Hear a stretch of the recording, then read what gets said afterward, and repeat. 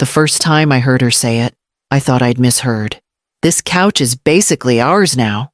Marin laughed, brushing popcorn crumbs off the armrest like she owned the fibers. She said it to one of her friends, some woman I didn't recognize, who was holding a wine glass from my cabinet. Bryce didn't say a word, just grinned, stretched out next to her, and propped his feet on my coffee table, the same one I refinished by hand during the first year of widowhood, when I still believed every scratch had a story worth telling. I stood in the doorway holding a bag of groceries. No one looked up. They started calling it their weekend home after Bryce's promotion. Their downtown condo was noisy, cluttered, always full of construction. At first, I said yes because I missed him. I told myself it would be nice to hear laughter again, to smell something besides reheated leftovers and floor cleaner. But that was 5 months ago. Now they came every weekend uninvited, unannounced. Left dishes in the sink, used all the good towels, set up Marin's laptop in my dining room, like it was her own remote office. She started bringing over her laundry, folding it while half watching reality shows, asking if I had better-smelling detergent. At first I kept adjusting. I bought more coffee, added blankets to the guest room, stocked the pantry with the crackers Bryce liked since childhood. I kept the floors spotless and the fridge full.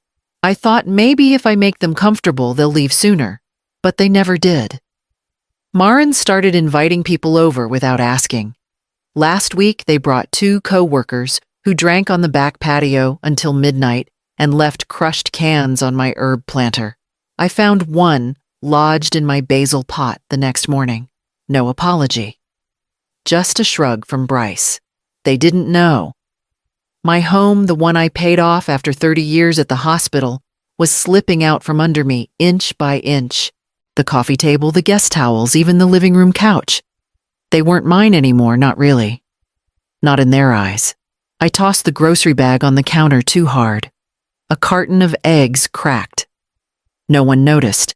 And that Sunday, I stood at the sink, washing dishes I never used, and thought, maybe silence is how you lose a house. Maybe it's time to say something. I stopped expecting them to knock. By the 3rd weekend, they had their own routine. Bryce would drop his bag by the stairs. Marin would open the fridge and make some remark about what I was missing. Last week, it was almond milk. The week before, sparkling water. I made notes. I tried to keep up. I brewed the coffee before they woke, folded their sweaters, matched their socks. I picked up Marin's shoes from the hallway every single time she kicked them off. Mid-step. No thanks, no nod, just more mess the next day. Marin didn't like my detergent. Said it was too lavendery. Bryce turned the thermostat down so low I had to start wearing socks to bed again. My own thermostat, my own socks, my own home. Still, I stayed quiet. I cooked. I adjusted. I smiled. I kept telling myself it was temporary. A phase. Maybe they were going through something. Maybe it was just easier for them here. But the more I accommodated, the more I disappeared. That Sunday, Bryce invited 2 colleagues without telling me.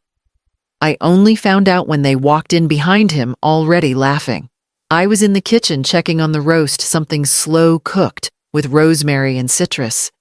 They didn't say hello. Just followed Bryce to the backyard like this was normal. I forgot to turn the oven down. When I pulled the roast out, it was burnt around the edges. Dry. Unforgivable. Marin walked in, sniffed the air, then made a face. "We should just get catering next time," she said, chuckling as she grabbed a wine glass. Bryce nodded. "Yeah, honestly, Mom, this kind of stuff's too much work." I didn't say a word. I scraped the pan while they laughed on the patio. I wiped down the counters twice. Then I scrubbed my favorite coffee mug, the one with the blue and white print, from an old hospital fundraiser, until the design started to fade. That night, I sat at the kitchen table long after everyone had gone to bed, staring at the stained recipe card I'd used since 1993. And I realized I couldn't remember the last time anyone said thank you. The house was full, and somehow I had never felt more alone. On Thursday, while Bryce was rinsing dishes and half watching something on his phone, I said it gently. Maybe next weekend could be just the two of us. He didn't even pause. What do you mean, I mean? No guests. Just quiet. Just us.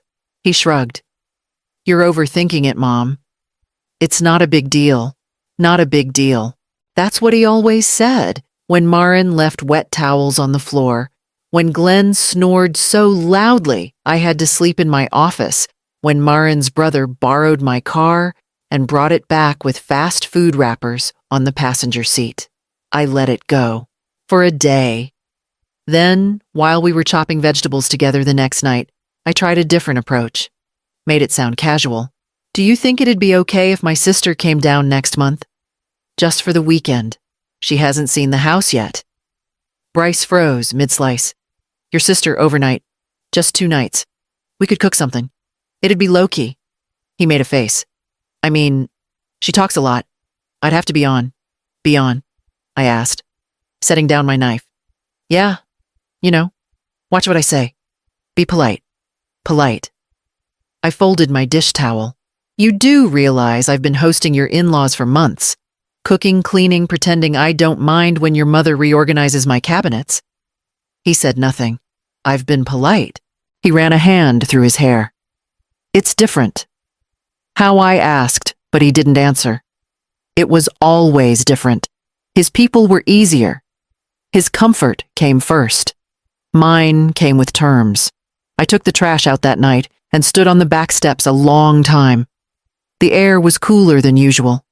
Dry, still quiet. For a moment, it almost felt like the house remembered who it belonged to. The next morning, Marin asked if I could switch the detergent again. This one still made her skin itch. Bryce adjusted the thermostat again, and the doorbell rang at 10 a.m. sharp. Glenn and Sandra were back, and this time, they brought suitcases. I came back from the market with 2 bags of produce and a mild headache. The front door was unlocked, which wasn't unusual anymore, but the sight that greeted me in the foyer made me stop mid-step. 2 large suitcases stood by the stairs. One was open, spilling clothes onto the hardwood floor. Marin walked out of the guest room in my robe, the gray one, with the satin trim I only wore on Sundays, and smiled like we were old college roommates. Hope you don't mind, we're staying until Tuesday. Glenn's back is acting up again, and it's just easier not to drive back and forth. I didn't remember anyone asking. I didn't remember saying yes. But she was already padding toward the kitchen like the conversation was over. Bryce appeared from the living room, phone in hand, casual as ever. Thought I mentioned it, he said. Just a few days. I didn't answer. I couldn't. I walked to the guest room and stood in the doorway. The eucalyptus bundle I used to hang for calm had been replaced by Sandra's silk scarf. Her lotion bottle sat on the nightstand. Glenn's slippers were lined neatly near the closet. I used to light a candle in that room after cleaning. Now it smelled like Marin's hairspray and the menthol cream Glenn swore by. At dinner, I served baked chicken and roasted carrots. Sandra said it was a bit dry. Marin asked if I'd mind switching the detergent again. The newer one still made her itch. Glenn muttered something about the water pressure in the upstairs shower being aggressive. I nodded at each complaint like I was taking minutes at a staff meeting. Bryce barely looked up from his plate. I stared at my coffee cup, now lukewarm, untouched. After dinner, I cleaned the table alone. No one offered. Marin put on a movie. Glenn fell asleep in the recliner. I sat at the kitchen island long after they'd gone quiet, wiping the same counter over and over. The home I'd built was crowded, now filled with people who'd stopped pretending to visit. And for the first time, I didn't think they planned to leave. Monday night, I sat on the floor of my own bedroom. Papers spread out in uneven piles, laptop balanced on a pillow, glasses slipping down my nose. The deadline for the volunteer grant proposal was creeping in, and I was trying to calculate hours logged without losing my place in the spreadsheet. I used to do this kind of work in my office before it became Marin's craft room. She called it her creative zone. I hadn't stepped foot in there in days. The last time I opened the door, it smelled like glue and nail polish remover. My stapler was missing. My filing cabinet was buried under bolts of fabric. Glenn opened the bedroom door without knocking. "Where's the HDMI cable? I didn't even look up." "Drawer in the TV stand," I said quietly. He left the door half open behind him. Maren was folding laundry on my bed, humming like she lived here. She held up a towel, one of mine, and shook it out before refolding it. "You should really think about setting boundaries," she said, like she was doing me a favor. My mouth twitched. I nearly laughed. I hadn't laughed in weeks. Instead, I kept typing, fingers, stiff eyes burning. When she finally left, I closed my laptop and sat very still. The ceiling fan spun above me. The room felt heavy. The walls didn't echo anymore. They absorbed. I picked up my phone and scrolled to Nadine's name. My thumb hovered for a few seconds before I typed, "You still have that guest room?" The reply came in under a minute. "Always." I didn't respond right away. I just sat there, staring at her name, feeling something shift, not in anger, not even sadness. More like a quiet understanding. That the house wasn't mine anymore. Not really. That every time I picked up after them, I wasn't keeping the peace, I was giving it away. I plugged in my phone, turned off the light, and pulled the blanket to my chin. And for the first time in months, I slept, facing the door. I didn't pack much.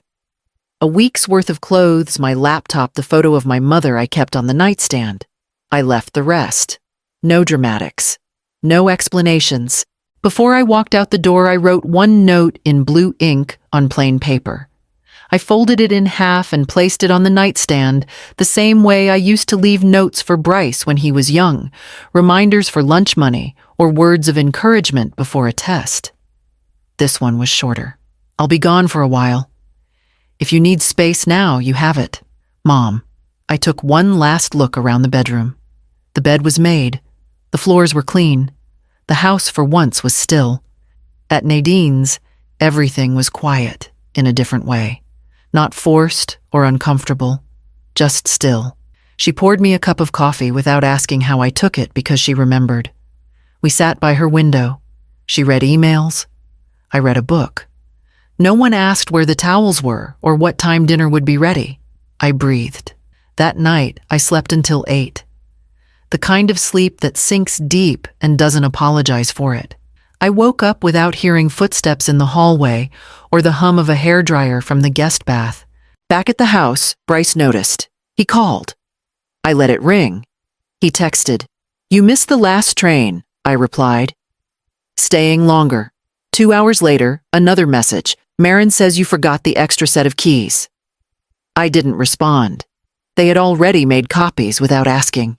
The silence grew heavier on his end. On mine, it became easier to carry. By the third day, I stopped checking my phone in the morning. I watered Nadine's ferns. I replied to an old friend's email. I baked banana bread in a quiet kitchen and didn't offer a single slice to anyone. And on the 5th morning, a moving truck pulled into my driveway. Thursday morning, while I stirred sugar into my coffee at Nadine's, the moving truck pulled into my driveway. They didn't call to ask. They didn't need to. The paperwork had already been filed. The delivery was scheduled prepaid and confirmed with the office 2 days prior. I had signed everything electronically and checked the boxes myself. Sandra opened the door. "Excuse me," she asked the driver. Eyes narrowed. "Delivery for Glenn and Maren Kane," he said, consulting his clipboard. Glenn stepped up behind her, adjusted his reading glasses, and signed without looking too closely.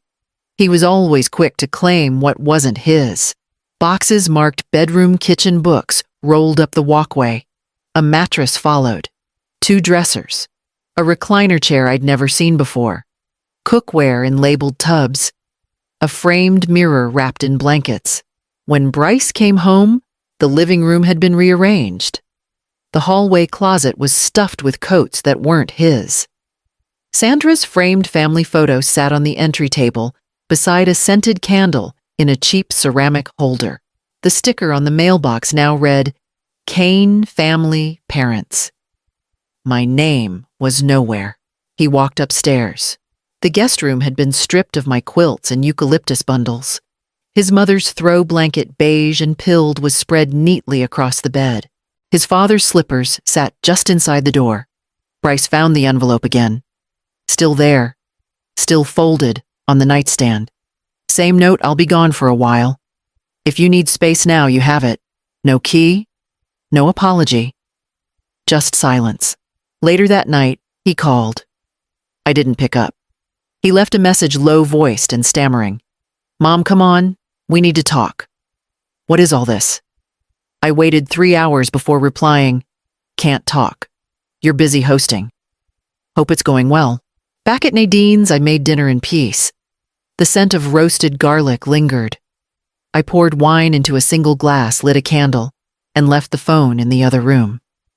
And for the first time in a long while, I ate slowly. No commentary, no noise. And the next morning, I slept until 9. The first message came on a Sunday evening. Do you know where the roast recipe is? I didn't answer. By Tuesday, what detergent do we usually use? Marin says the towels smell weird. Still nothing from me. I watched the texts pile up in silence, phone face down on Nadine's table. The urgency crept in slowly, Bryce, pretending at first that everything was fine, that he had it handled. But each message told the truth he wouldn't say out loud. The house didn't run itself. Nadine glanced over my shoulder one afternoon while I read his latest question, something about where to buy vacuum bags. She raised an eyebrow. It's amazing how fast. It's no big deal turns into, I'm drowning. I said nothing. Just sipped my coffee. Back at the house, Glenn still wouldn't fix the broken dishwasher. Sandra didn't do laundry, said she didn't want to touch Kimberly's things. Marin tried to cook one night, but left the oven on broil and set off the smoke alarm. Bryce stopped replying to work emails. He started picking up fast food. Sandra called me twice that week, left long voicemails with clipped endings. Sweetheart, just checking in. Are you planning to come back soon? She called again the next day. It's just, Glenn and I thought this was temporary. I deleted them both. I knew what they were feeling. Not regret, just inconvenience. The sudden realization that I wasn't behind them anymore, smoothing the edges, catching the mess. Bryce texted again. Mom, the washer smells weird. Is that normal? I turned off notifications. That Friday, Nadine and I sat on the porch, wine in hand. She asked if I missed the house. I told her I missed my quiet, my eucalyptus bundle, my kitchen towels hanging in a straight line. The house, they could have it. And then, Saturday morning, Bryce sent one more message. Longer this time. Different in tone. I'm sorry. This is hard. I didn't realize how much you were juggling. But even then, he followed it with, still, they're my parents. I can't kick them out. And that was the line that told me exactly where I stood. I sent the email just before lunch. No big announcement, no warning. Just the PDF, clean and quiet, labeled Separation Agreement, Household and Assets. It wasn't divorce. Not yet. Just boundaries in writing. After months of being ignored, spoken over, and stepped around, I wanted something that couldn't be twisted or shrugged off. Bryce called within the hour. Are you serious? I put him on speaker and continued slicing apples. Yes, I said. It's just a house, Mom. You're making this bigger than it is. I wiped the knife clean. It was never just a house, and it's never just a few weekends. Silence. He sighed. I can't afford it alone. I know. Another pause. So, what now? I move out? I leaned back in my chair. Or they do. The numbers were all there, laid out in bullet points. I'd paid 80% of the down payment plus the closing costs. Bryce had added nothing to the principal in over a year. The title, it was in my name. He had said it didn't matter when we closed. It's all ours anyway, Mom. Why complicate it? Now it mattered. "I didn't think you'd do this," he mumbled. "I didn't think I'd have to." He didn't respond. I didn't press. Later that day, I called the bank and froze the joint card. My income had been redirected to a separate account weeks earlier. Quiet changes, no threats, no shouting, just slow, deliberate steps. At Nadine's, I printed the email for my records and tucked it into a folder marked Kane Property. I sipped my coffee while I filed it away. The next morning, Bryce didn't call. He didn't text. I figured he was sitting in the guest room staring at the dresser that wasn't his beside the woman who kept calling my detergent too strong. Let him sit. Let him feel what it's like to hold something you didn't build and realize the foundation doesn't belong to you. Because by the end of the week, he was going to have to choose. And I already had. I never went back. Bryce listed the house a month after the agreement was signed. He said he couldn't make it work with Glenn and Sandra there. They hadn't helped with anything, wouldn't cook, wouldn't clean. Glenn broke the dishwasher completely. Sandra refused to do laundry. The place started to look like what it had become, a house full of adults waiting for someone else to do the work. It sold below market. The agent called me out of courtesy, but I didn't ask for details. Bryce moved in with Marin's parents after that. I heard through Nadine that it wasn't going smoothly. Space was tighter. Marin's mom didn't tolerate clutter. Bryce was learning what it felt like to be the one without the say. I rented a townhouse across town. It's not large, but it has a balcony with morning sun and a tub deep enough to disappear in. The kitchen is mine, only mine. No one opens the fridge and asks why there's no oat milk. No one leaves shoes in the doorway or drips coffee down the counter. I wake when I want. I work when I feel like it. I open the curtains at 8, make coffee, and sit in silence without having to justify anything. Weeks passed, then months. One afternoon, I checked my phone and saw a voicemail from Sandra. Just coffee. Her voice said, brittle but bright, just a talk. I stared at the notification thumb hovering over the play button. Then I deleted it without listening to the rest.